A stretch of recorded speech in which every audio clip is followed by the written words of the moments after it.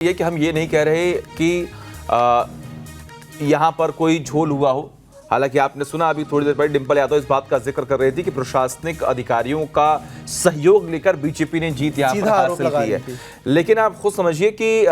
Democracy एक बहुत बड़ी चीज़ होती है और हिंदुस्तान बहुत बड़ा लोकतंत्र है। और इस लोकतंत्र के पर्व को अगर आप देखें तो यहाँ पर जहाँ पर भी चूक होती है उस पर कार्रवाई होती है और बहुत ही सोच समझकर वोटिंग की जो प्रक्रिया है उसे फॉलो करवाया जाता है। यहाँ पर कभी भी कोई ऐसे आरोप लगे हैं हमेशा जिसे सिद्ध करने की कोशिश भी हर बार पार्टियों ने की है। लेकिन इलेक्शन कमीशन ऑफ इंडिया की तरफ से कई बार इस बात का जिक्र किया गया हम पर सवाल ना उठाया जाए, हम सहयोग करते हैं, हम काम करते हैं, हम देश के हित में ही कोई काम कर रहे हैं। ठीक है, इन सब से इधर अगर आप देखेंगे तो जो मैंडेट इस बार दिया गया है, हालांकि पहले अगर हम बात करें तो संजय राउत ने भी सवाल खड़े किए कि ईवीएम में कोई दिक्कत है।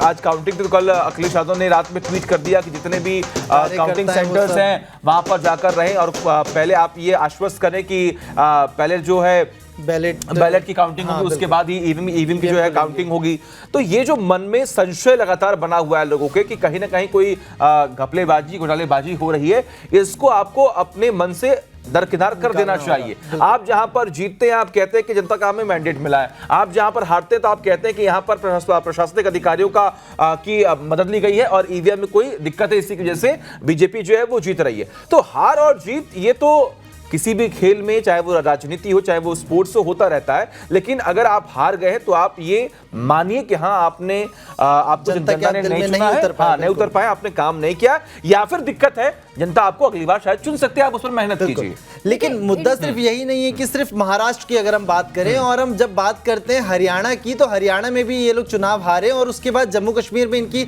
सरकार बनी। लेकिन बीजेपी के तमाम नेता सामने आकर के उस दौरान भी ये चीज कह रहे थे, आप हरियाणा पर एक बार फिर से ईवीएम पर अपनी हार का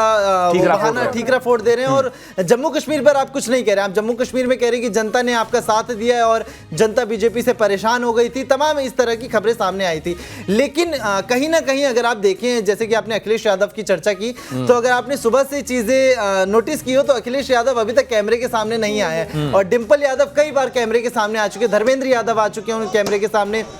करल से जो विधायक चुने गए हैं जिन्होंने जीत दर्ज की है, तेज प्रताप यादव, वो भी कैमरे के सामने आ चुके हैं। लेकिन अखिलेश यादव ना तो आज उनका कोई काफिला नजर आया, ना ही कैमरे पर वो खुद नजर आए। हर जगह डिंपल यादव ही बयान देने आ रही है, बीजेपी पर आरोप लगा रही है, प्रशासन के खिलाफ चीजें कह रही हैं। लेकिन ये भी समझना जरूरी है कि आखिरकार आज अखिलेश यादव कहाँ चले गए और पार्टी के जो बाकी बड़े दिग्गज नेता थे आखिर वो कहाँ चले गए हैं। लेकिन महाराष्ट्र और झारखंड में अगर हम फिर से वापसी करें चर्चा की, तो झारखंड में बीजेपी को झटका लगा है, ये बात इसमें कोई दो राय नहीं है। लेकिन झारखंड में बीजेपी ने जिस तरीके से आजसू से गठबंधन किया, माना यह जा रहा था कि आजसू से गठबंधन करने के बाद जो यूथ का जो वोट बैंक है वो सारा बीजेपी के एनडीए के खाते में आ जाएगा, लेकिन शायद ऐसा नहीं हो पाया और आजसू बहुत अच्छा प्रदर्शन नहीं कर पाई। उससे बेहतर प्रदर्शन बीजेपी ने किया और वो जेएमएम को टक्कर देने की स्थिति में आ चुकी थी। लेकिन हाँ, जीत दर्ज नहीं की, जेएमएम को अच्छा खासा प्रदर्शन है जेएमएम ने किया, कांग्रेस ने भी अच्छा प्रदर्शन किया। लेकिन झारखंड में अब सवाल वही कि क्या हेमंत सोरेन एक बार फिर से अब वो मुद्दा उठाएंगे गिरफ्तारी वाला,